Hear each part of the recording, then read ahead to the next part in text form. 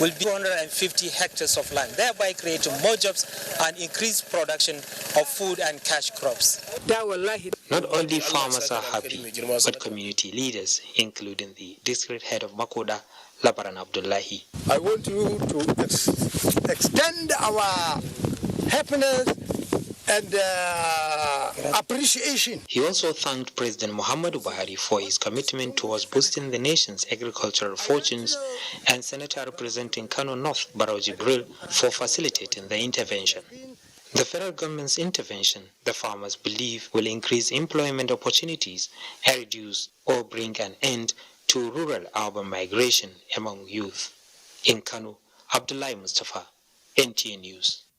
Moving on to security matters, Armed Forces Command and Staff College Jaji remains resolute in repositioning local and international officers towards stemming the menace of terrorism and insurgency. This played out during the Junior Officers Course Camp exercise tagged Exercise Ubiak Isin. Abdullahi Muhammad was one of the journalists embedded in the exercise. Bina and several other communities neighboring the Armed Forces Command and Staff College Jaji look forward to the periodic combat exercises carried out within their locality with excitement. This is not only for the joint emergency rescue simulation exercise that is usually demonstrated within the villages, but a hand of fellowship that leaves the inhabitants happier. But there is no better place to measure the kind of sacrifices the Nigerian military is making than the theater of war. Here we have a prototype, and we understand that lives revolves in the trenches here. The trenches here have not only provided its traditional service, but a hideout to breed in new strategies with a test of the air, sea and ground assault against the enemy. The Naval Task Group will dominate the maritime environment. The assessment of their combat plans comes from a team led by the Commandant of the Armed Forces Command and Staff College Jaji, Air Vice Marshal Abubakar Liman, and that of the International Peacekeeping Center. The conversation was between those who fought, conquered, and those who are taking lessons. What stops you from attacking this enemy from the north? This is where the baton for the defense of the territorial integrity of Nigeria is handed over, and the resilience of the officers is reassuring. In Kaduna, Abdullah Mohammed, NTA News. And that concludes our package from Kaduna. Lydia, over to you. Many thanks, Salamatu. The Nigerian Prize for Leadership is identifying new culture for entrenching quality leadership in the country, with focus on ethics as a driving force. Haman Jabani reports that the effort is to also sustain succession cycle.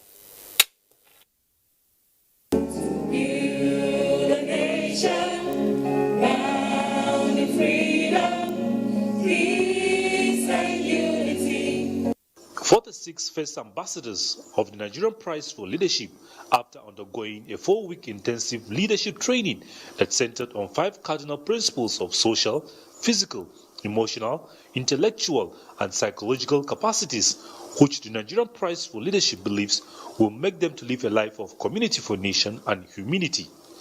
While the ambassadors see this as an opportunity to change the narrative, it is also to be that who should answer questions as to what really represents qualitative and valuable leaderships in Nigeria.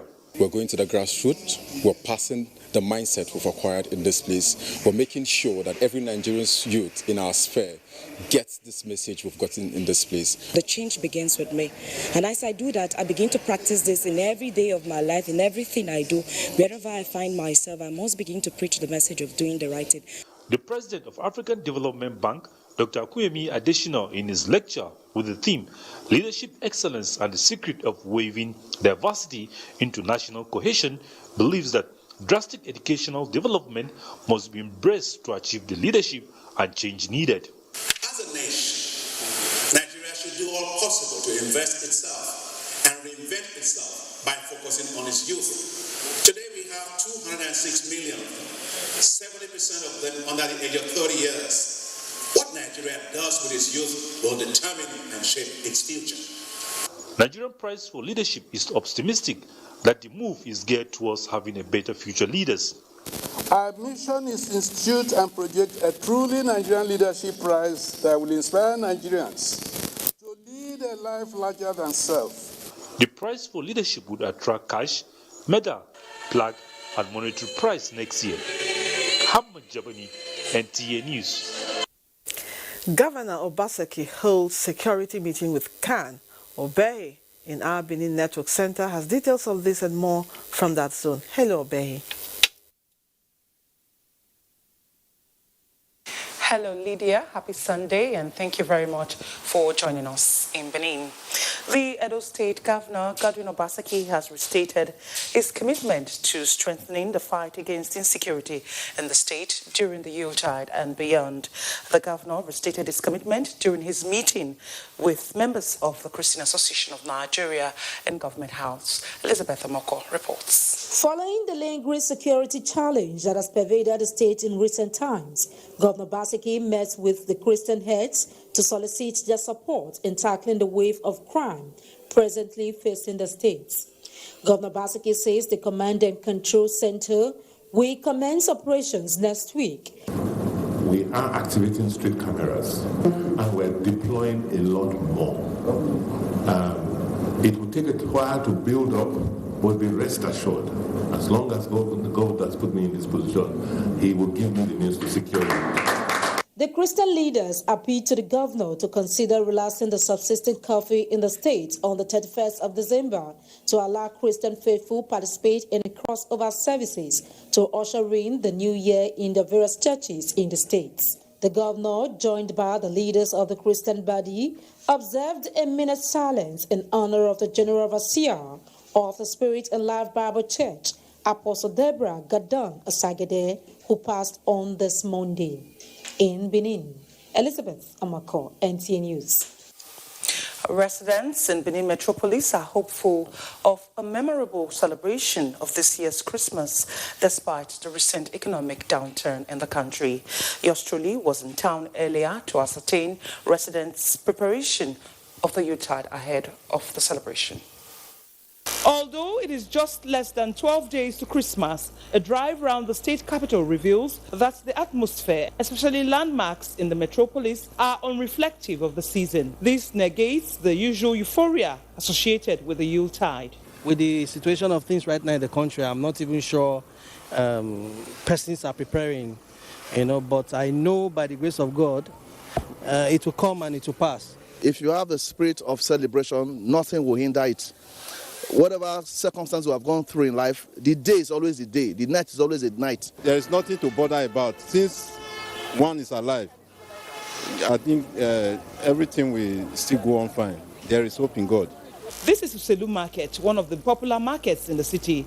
It is bubbling with buying and selling in full voice. But the people say the persistent hike in the prices of food items, coupled with the unfriendly economy, will put the Yuletide celebration in a low key. We thought that everything before Christmas, everything will come down for price, so that the poor men will be able to buy things and enjoy themselves. We are just celebrating it due to what we have. That's all. It's not a do or die affair. Nevertheless, they are optimistic of a worthwhile Christmas festivity, an annual celebration commemorating Christ's birth. And away from the preparation for the Yuletide, the Edo State Governorship Election Petition Tribunal has struck out the petition of the Action Alliance, AA, challenging the eligibility of Governor Godwin Obaseki to contest the September 19 election. Goodluck Enaini reports that the tribunal also entertained the petition filed by the Allied People's Movement. Action Alliance is challenging the Independent National Electoral Commission (INEC's) decision to exclude its candidates from taking part in the last governorship election in Edo State.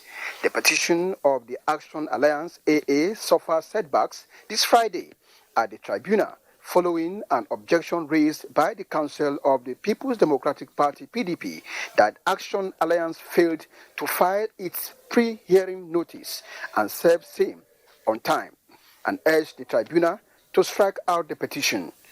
All three members of the panel graciously granted these and dismissed the petition of AA. We have a ground of appeal. We believe that even if the court was supposed to have taken the objection, the ruling should have been reserved until after the final determination of the petition. Petition of the Allied People's Movement, APM, also came up for hearing this Friday. APM is challenging the eligibility of the candidates of the PDP and incumbent governor of the state, Godwin Obaseki, to contest the September 19 governorship election. Also this Friday, the tribunal entertained the petition of the governorship candidate of the new Nigerian People's Party, NNPP, Tracy Agol-Ebun, asking the court to nullify the election victory of Governor Godwin Obaseki on the ground that he was not qualified academically. We hope to be able to defend the petitions and allow the mandate of the governor and his deputy, as given to them by the good people of Edo State, of course, to stand. A tribunal adjourned sitting to Monday, 14th of December 2020 in Benin. Good luck, Enaini. NTA News. And that's it from Benin. The news continues with Lydia in Abuja. Many thanks, Obehi. Nigeria's Center for Disease Control, NCDC, has confirmed 617 new cases of COVID-19 in 14 states and the FCT. The latest figures show that Lagos tops the list with 225 new cases, followed by FCT with 181, then Kaduna with 125, while Adamawa State has 25. Others are Nasarawa State with 20, Kano 12, Rivers 8, Edo and Ekiti states have 4 each. Bayelsa, Ogun and Plateau states have 3 cases each. Akwa Ibom has 2, while Delta and Sokoto states have 1 each. With this development, Nigeria has 72,757 confirmed cases of COVID-19, with 65,850 discharged, while 1,194 died of the virus. President Muhammadu Buhari has approved the appointment of an interim administrator to oversee the affairs of the Niger Delta Development Commission, Nddc. He is Mr. Effiong Okonakwa, the acting executive director of finance and administration of the commission, who is to assume headship till completion of the forensic audit. Mr. Akwa is a fellow of the Institute of Chartered Accountants and a solicitor of the Supreme Court of Nigeria. The development became necessary as a result of plethora of litigation and a restraining order issued recently against the Interim Management Committee of the Nddc by a federal high court in Abuja. As the second wave of COVID-19 looms, Governor Abdullahi Umar Ganduje has ordered the reactivation of testing and sample collection centers across Kano State. This was after receiving an update from the state's technical response team. Abdullahi Mustafa has details. Following the deployment of various response strategies, Kano State was able to flatten the pandemic curve with less than 10 active cases as of November 2020. With the recent spike in the number of cases across Nigeria, Kano's positivity rate is also rising. More than 80 new cases and 2 deaths were recorded in December. This is against 71 infections recorded between September and November. Enforcement can go to certain extent, but people need to comply with instruction. Against this background, Governor Abdullahi Umar Ganduje ordered the reactivation of testing and sample collection centers across the state and the recall of volunteer workers to the COVID-19 response team. So that we take this fight back to community level. If we do that, I think we are reversing the equation. Observance of COVID-19 protocols, he stressed, must be ensured in all public places to prevent further transmission of the viral disease. In Kano, Abdullahi Mustafa, NTA News. Jos Network Center is our last spot of call on Nationwide. Frama is standing by to fill us in. Hello, Frama. Hey, Lydia, and welcome to Jos. The business community has a major role of creating jobs and reducing unemployment. Creating a conducive atmosphere is therefore critical to the economic development of the state. Members of the business company in Plateau State made this assertion during the 4th interactive business meeting with Governor Simon Lalong. Priscilla Grumna reports that the event held at the new government house, Rayfield. The forum offers opportunity for the business community to interact on their prospects and challenges and also reflect on ways to enhance the business environment in the state. Key players in the business sector said improving the capacity of small and medium-scale businesses will impact positively on the revenue base of the state. Encourage more women in Plateau to find themselves in businesses. That's what I've done on the Plateau for the past almost 60 years. We have been operating courtesy of the enabling environment. For the Plateau State government, it is committed to providing enabling environment for ease of doing business as government expenditure and resources are prioritized in 3 drivers of agriculture, mining and tourism, which is in line with the state's strategic plan document. We will take good advantage of IT for every concerning of training. They are always giving Plateau a huge percentage. To also engage youth. We've engaged Plus Meda. We say for everything they do, if they are giving us 20%, add another 20%. Presentations by various MDAs and private business organizations, as well as interactive question and answer sessions on various business proposals, structures, and policies aimed at enhancing the business environment in the state featured. From the new government house in Rayfield, Priscilla Grumnan, NTA News.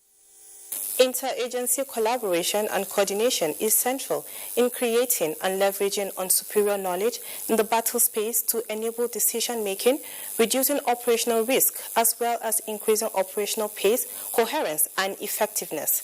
The Commandant of the Police Staff College, Jos, Commissioner of Police, Don Awuna, said this during the graduation ceremony of Advanced Detective Course 71-2020, where 155 participants from different security agencies graduated. Salo Abdurrahman Mohammed has details. The Advanced Detective Course 71-2020, which was inaugurated on the 11th of November 2020, is initiated to equip the participants on modern and international best standard of investigation, especially on cybercrime, heinous crimes, and interagency collaboration. The college commandant, CP Don Anua, charged the participants to effectively use all they have been taught in the 6 weeks training in crime prevention. Modern training policy requires a high level of training and interagency collaboration, which is a hallmark of law enforcement. During the 6 week training, participants were exposed to contemporary methods of combating violent crimes on other areas of infraction. Course officer SP Tamta noted that the structure of the course will enhance intellectual capacity in crime investigation. The curriculum for Advanced Detective Course 71-2020 was made to contain topics that will aid participants on modern and international standards of investigations. Certificate of participation were handed out to the participants in Jos. Salo Abdurrahman Mohammed, NTA News. The newly commissioned 150 Batch B cadets of the Nigerian Legion Corps of Commissioners have been charged to positively contribute in combating crime and criminality in the state and nation. Zonal Commandant North Central Dr. Joel Daniel Gimba gave the charge at the personal parade held in Jos. Ashazi Gupep reports. Having undergone training as an offshoot of the Nigerian Legion, these 150, out of which 50 are females and 100 males, are now set to complement the efforts of Legion and assist ex-servicemen, especially those that are either incapacitated and challenged by either age or deformities. They are also expected to be deployed and exposed to provide security services to all federal and state government installations and infrastructure, as well as private enterprises and individual homes, all in synergy with the existing law of the enforcement agencies. I believe that most of you have gone through the regulation of the Corps, when it starts? By the certificate we are going to give them, they are more credible to be employed anywhere. The Nigerian Legion Corps of Commissioners, founded by the Nigerian Legion as a federal government-sponsored project, is designed to afford organizations and other credible civilians to tap into the wealth of experience of those discharged from the armed forces or other services and whose conducts were exemplary and excellent in Jos. Ashezigo Pep, NTA News. And that's it from Jos. Nationwide continues in Abuja with Lydia after this break. Youths are about the greatest assets the country has at the moment. It is therefore not surprising that the administration of President Muhammadu Buhari is strategically responding to the yearnings of the youth through multiple projects and programs. Youth Entrepreneurship Support Years by Bank of Industry, the Youth Investment Fund by the CBN, and several other conditional cash transfer programs. Recruitment of 774,000 social workers, majority of whom are youths, and so many other projects that are beneficial to youths directly or indirectly. If the administration can do all this, definitely with a degree of patience and time, it can achieve more. Nigerian youths must come together to say no to terrorism, no to vandalism, and no to all disruptive tendencies. Hashtag Youth for Greater Nigeria. Pacifying the youths, unifying the nation.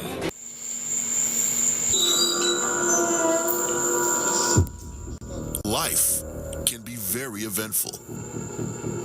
We curiously expect things to happen, even when we don't know what. Our human nature makes us like and repost lots of information. Some are unverified, inciting anger and hate. Sometimes innocently, other times the urge to break it first. This, in most cases, has caused destruction in many nations.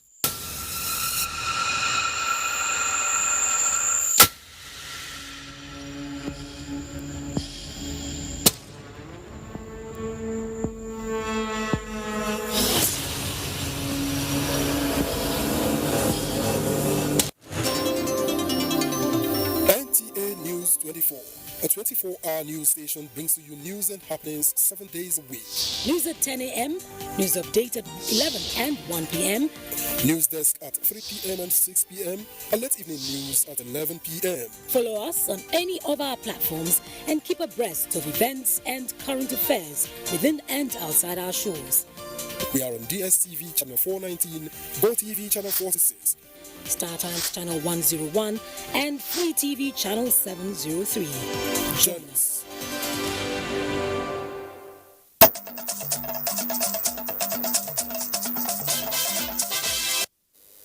Thanks for staying with the NTA.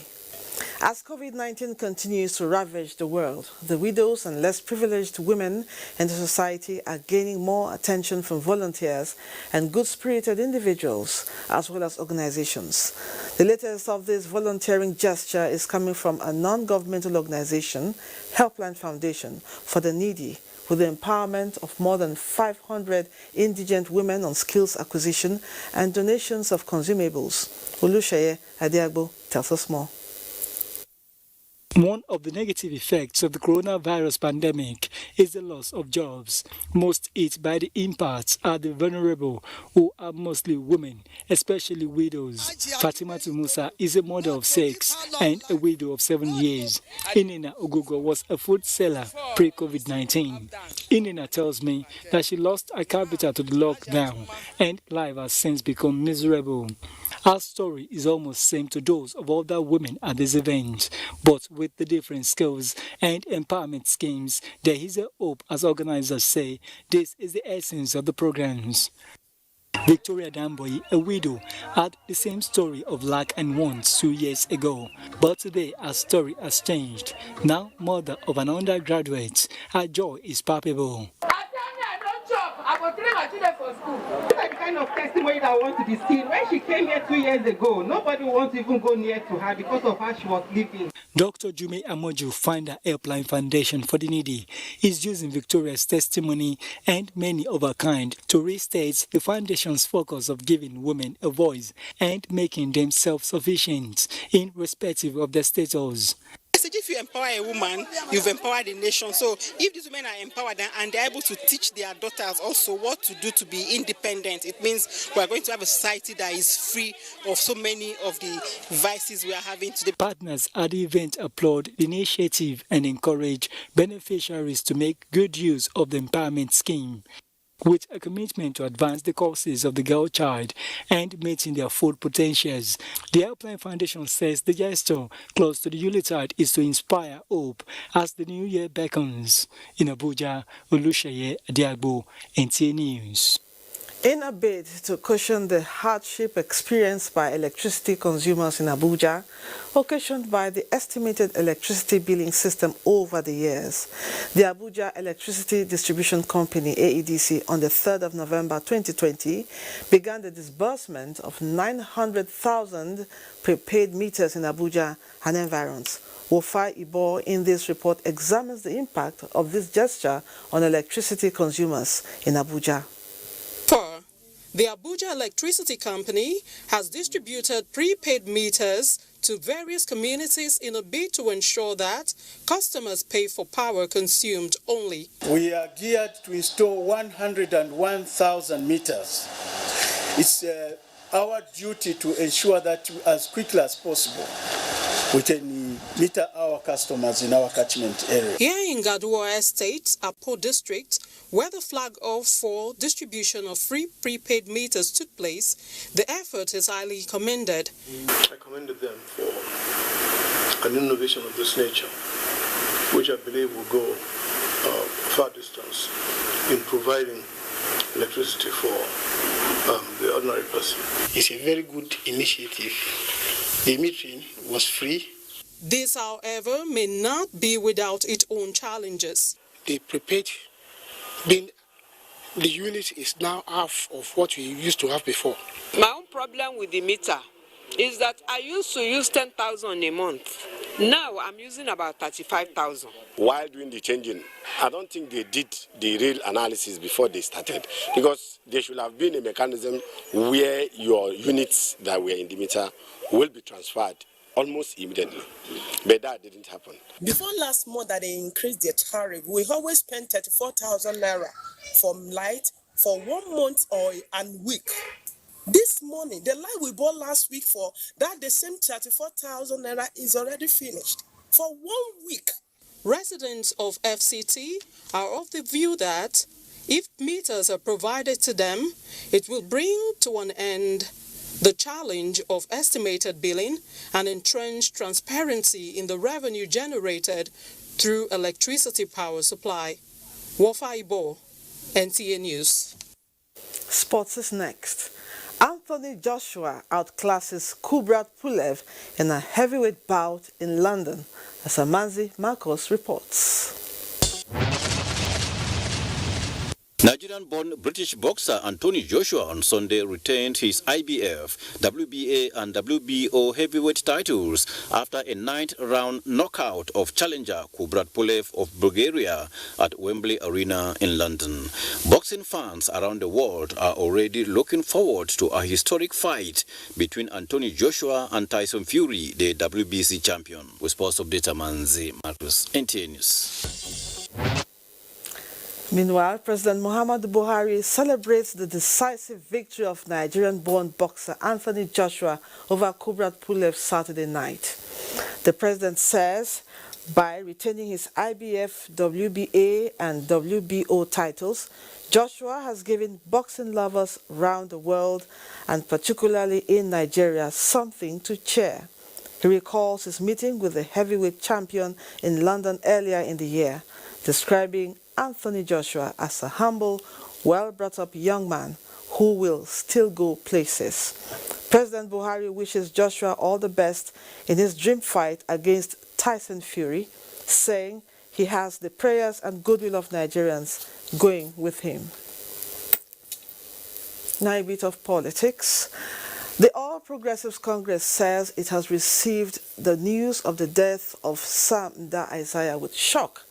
In a statement on behalf of the May Malabuni-led caretaker committee, youth leader of the committee Ismail Ahmed described Nda Isaiah as a faithful party man dedicated to the ideals APC stood for by seeking to be the party's presidential flag bearer in the 2014 presidential primary.